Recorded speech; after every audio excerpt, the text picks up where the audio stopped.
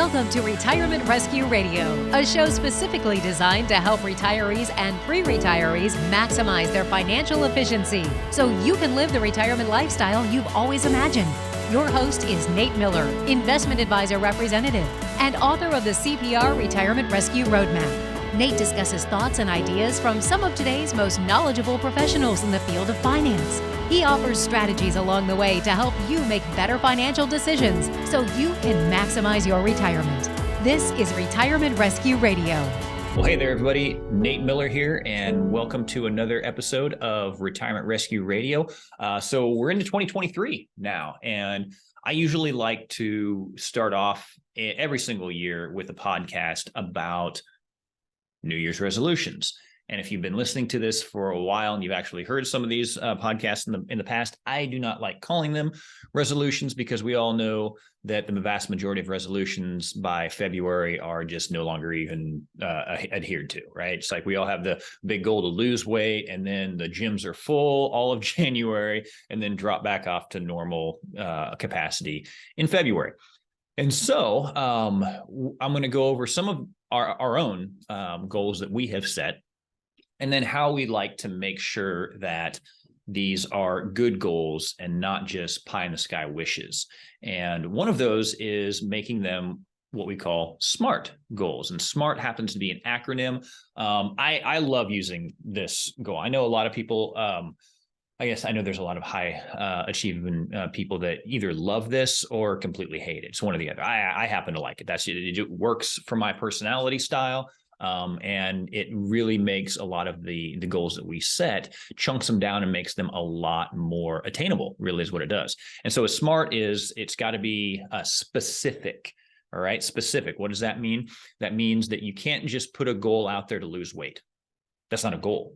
That's just this fuzzy little thing that has nothing attached to it. It doesn't have a number attached to it. It doesn't have a specific weight attached to it. It needs to be very specific. And so for my case, I'm usually not trying to lose weight. I've been thin my entire life, but I work out a lot. I've been working out since, well, shoot, I grew up on a farm. So you can say as soon as I was able to start throwing bales, I've been lifting weights, right? And so I work out quite a bit. And one of my fitness goals this year, it's not to lose weight. It's actually to gain weight. I want to gain 10 pounds throughout the year, but I want that to be muscle because I don't want to gain 10 pounds and lose the six pack. So 10 pounds, still have the six pack. I have a specific weight attached to that. And so that means that I have to have a certain amount of workouts per week in order to achieve this. So now I can figure out what style of workouts I need to do, what my nutrition consumption needs to be, all of that kind of stuff to hit those goals. I have a specific workout that I call the Bain workout. And so I was actually at a training in San Diego here last week, and there was another advisor that ended up in the weight room, and we started talking. He's like, "Oh, wait, you're Nate Miller?"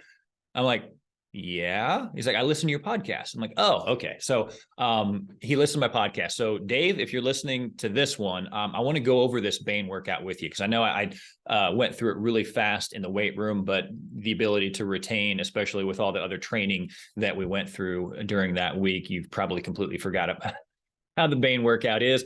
But if you got some really cool goals, this is an awesome workout. So I call it the Bain workout because several years ago for Halloween, I wanted to be Bane from the Dark Knight trilogy with Christian Bale and all that.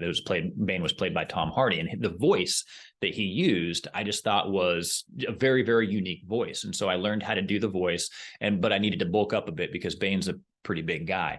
And this is one of the workouts that I developed to help with that. And the end result, once you're done and you work your way up to this full Bain workout, is you're able to do 500 push-ups, 200 air squats, 200 body weight squats, 200 crunches, and 150 cable back rows. All right. So that's 500 push-ups, 200 air squats, 200 crunches, 150 cable back rows, I guess.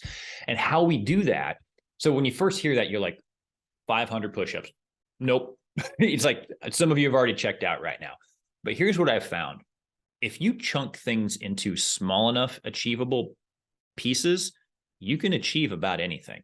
The first time that I heard about a number of push-ups during a workout that kind of just like shattered my I won't say it's not my mind, but my idea of what is a lot of push-ups, right? It was called the power half hour or something. Literally every minute you're supposed to do 10 push-ups, nothing else, just 10 push-ups for 30 minutes. And so if you do 10 push-ups every minute for 30 minutes, by the end of the 30 minutes, you've got 300 push-ups done. And so I was like, wow, 300 push-ups at the time. Yeah, that had sounded like a huge number to me as well. But when I implemented it, when I was able to do the 10, I realized, wow, this is actually doable. Of course, at that point, I already had a very high level of fitness to begin with. And so I was able to do that workout. Well, and after doing that workout several times, I realized, you know what, it doesn't take me a full minute to do the 10 push-ups. And so I started layering other things in, like, well, let's do some air squats during the rest of those 60 seconds, right? Then let's do some crunches, and let's do, some back flies, or the back rows with a cable or something like that. So what I ultimately worked up to is I try to do this workout as what we call an every minute on the minute. So every single minute we want to do a superset. So we're going to do we're going to do 30 total supersets. So 30 minutes. If I was able to do this all in every single minute on the minute, which I'm not currently, 37 minutes has been my best time so far that I've been able to get this. But the first 10 sets, the first 10 supersets. So every 10 sets, I will rest for at least a minute. And so we do the first 10 supersets is going to be 20 push-ups and then 20 air squats. And that's going to be one superset. And the next superset is 20 push-ups again, 15 reverse back flies, then 20 more push-ups, then 20 crunches. And so see how we move around on the air squats, the cable back rows, and the crunches, but the foundation of this specific exercise is the push-ups, right? And so 20, we're doing 20 push-ups for the first 10 sets, supersets. And then for the next two, we moved down to only 15 push-ups, but we keep the rest of the numbers for the other three things exactly the same. Try to do that every minute on the minute. Like I said, it doesn't work. I end up pushing pause a lot on that. But doing that, most of that's body weight, other than the cable back rows that you're doing. Most of this is all body weight. It's amazing how fit you can get without having to push huge amounts of weight. And so what I say, if this is too much for someone, but you want to try this, well, just break the numbers down. Instead of starting off with 20 push-ups and then breaking down to 15, after the first 10, maybe you start off with 10 and then move down to 5, right? Or 15 and 10, well, whatever works for you. Or maybe you just say, you know what, I'd be fine if I did 100 push-ups during that. So, maybe you do one set of 10 and then split around on the rest, whatever it is. Start wherever you can start and then, move up. So, and I would say that for any of the goals that you've got, especially fitness goals, start where you're at and then build from there. You'd be amazed at how far you can go in a shorter amount of time, I think, than you think you could have, especially if you've got someone to be accountable to or someone to help push you. So that's a fitness goal. So I want to do that. But you know what? A big goal of mine this year is going to be to rehab my knee. Some of you know that one of my goals last year was to compete in a martial arts tournament. So my son could see all the work that went into it, see me actually have the Taekwondo tournament or the martial arts tournament, see me win, see, all the work that went up to it, to say, you know what, when you look at somebody that achieves something, it doesn't just happen. There was a lot of work and practice that was put into it. So the martial art tournament came, and 27, it was either 27 or 37 seconds in, I can't remember. I ended up tearing my ACL. Do an axe kick the guy in the head, and my base leg twists, pops, and I go down. And so I did not place in that. That was the first fight of the black belts right there. And so, that was, I lost to the guy that ended up going on to win. So I guess there's a little bit of consolation there. But rehabbing that to what I call fighting functionality. And how am I going to measure that?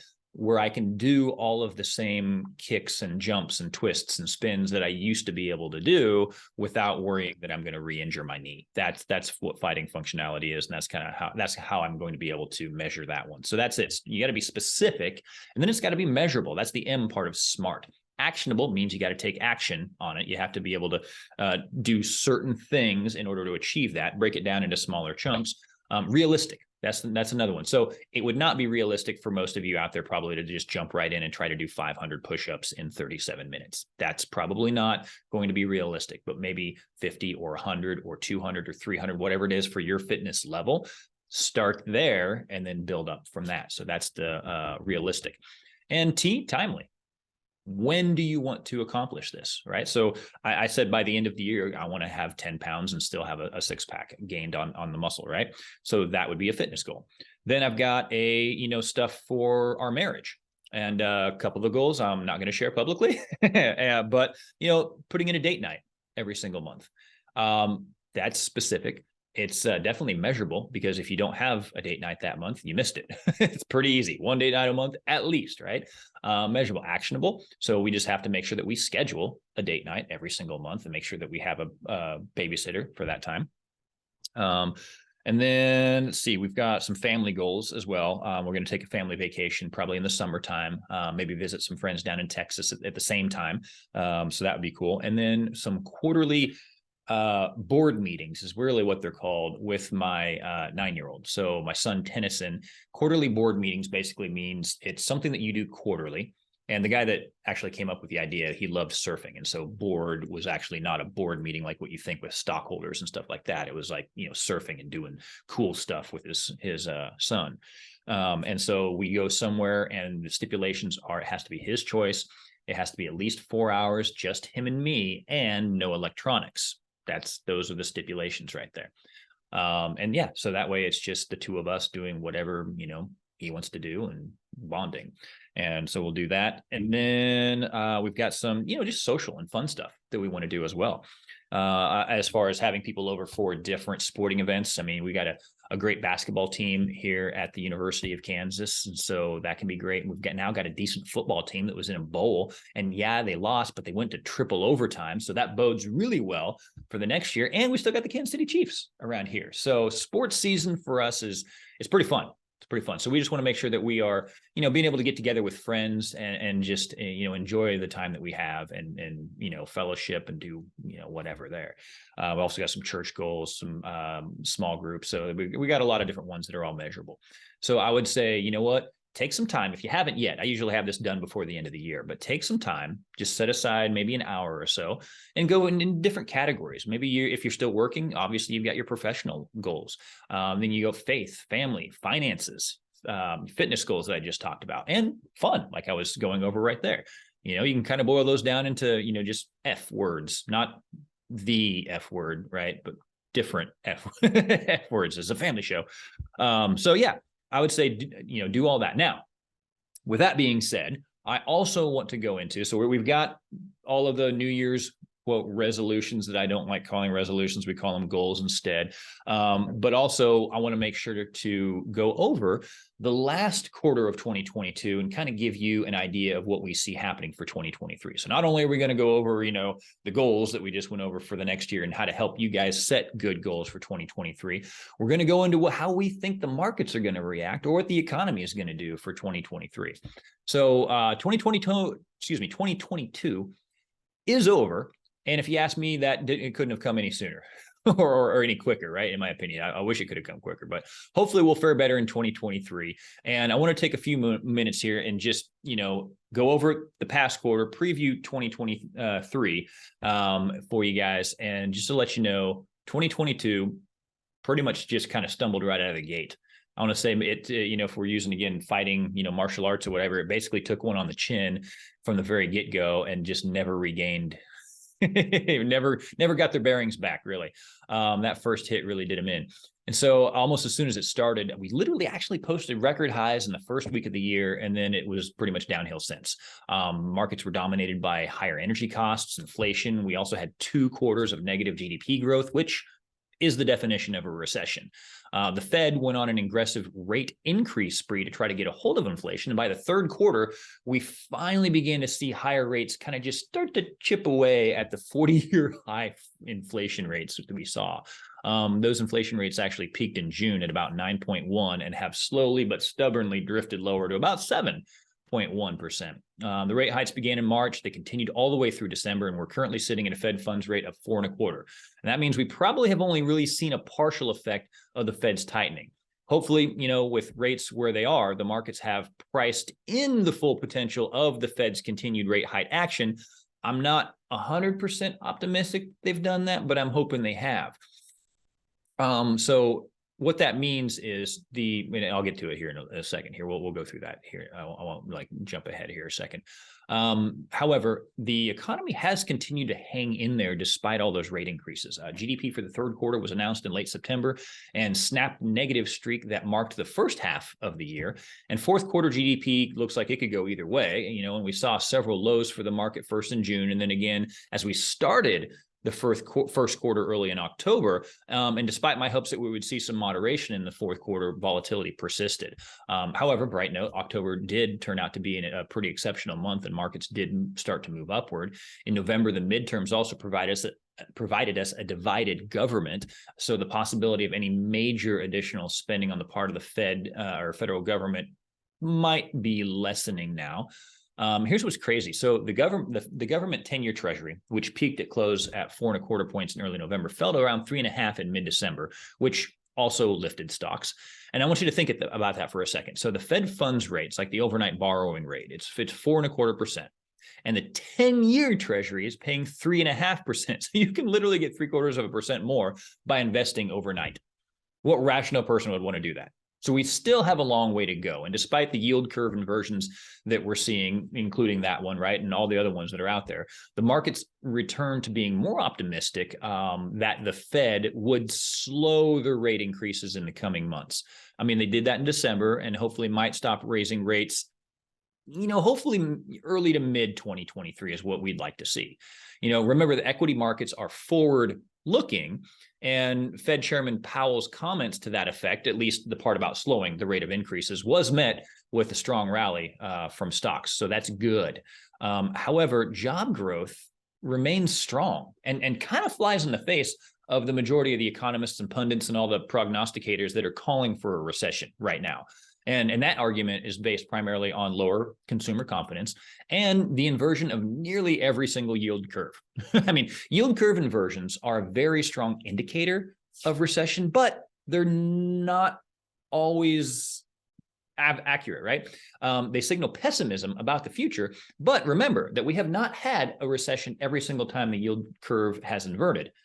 But also, there's never been a recession in modern times which was not preceded by a yield curve inversion. So will this be one of those times where a yield curve inversion will not result in a recession? I sincerely doubt it. I doubt it because it looks like the current environment is stacking up for a classic recessionary play. And I would argue that we've actually kind of been in a recession pretty much all of 2022.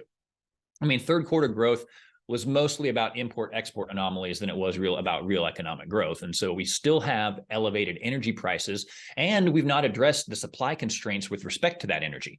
So even though gas prices have declined from earlier record highs, I think we're just like one international crisis or another very active driving season away from gas prices shooting back up. I mean, the consumer's weakening, taking on more debt, and focusing on necessities in response to continued high prices for pretty much everything. And then you have the Fed raising rates, which is making everything from mortgage to credit card statements more expensive. And it's really hard to see just how this economy would be able to avoid a recession, whether or not you even agree with my assertion that we've been in a recession, right? In either case, I guess that would make it either a double dip recession or a year plus recession, neither of which I really like, And so we'll be back here in a couple months so you can review the first quarter of 2023 with me and see how the year started out and how close our estimates of the economy really were. And whether or not you need to make any new developments and we need to consider anything else, right? I mean, remember, the Russia invasion of Ukraine was something that the markets completely missed last year, as we closed out 2021, right? So it's almost certain that there's going to be something new that we're going to have to factor in for 2023. So you know what? I guess until then, Happy New Year. Welcome to 2023. We hope everybody has a great year. And you know what? If you have any questions, reach out to us, especially if it's about your accounts. We're looking forward to having getting all of our client events going for the year as well. So first one's going to be in the middle of February, right close to Valentine's Day. So that's going to be fun.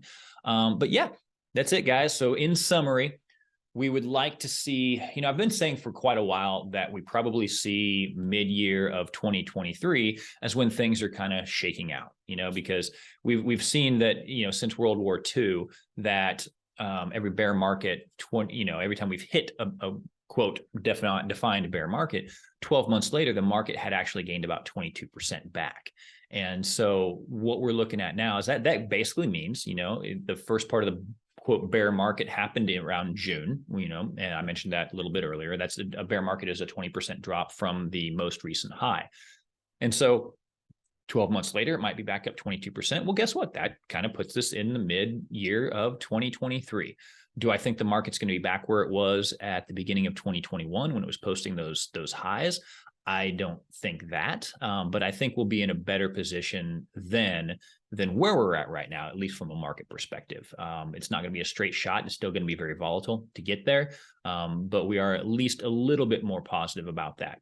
And honestly, any good news from Russia and Ukraine will help with that. If the Fed decides to stop raising rates or raise them at a lower rate, like instead of 75, we go to 50, maybe 50, we go down to 25 basis points. You know what? That would be another good signal and boom to the market as well.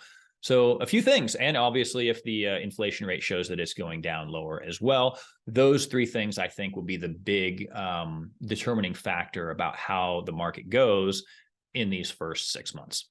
So that's it, guys. Hopefully that helps. I'm always trying to bring you guys more information to empower you to live the retirement you deserve. If you have any questions, feel free to reach out. Our link is going to be in the comments or in the description, wherever you're listening to this or watching this. And it's going to be for a 15-minute phone call. If you have any concerns about anything, how last year went, how this year might go, if you're getting ready to retire here pretty soon, reach out. We'd love to be able to help you figure that out so we can give you more confidence, again, to enjoy the retirement you deserve. Take care, guys. We'll see you here in another week or so. Thanks.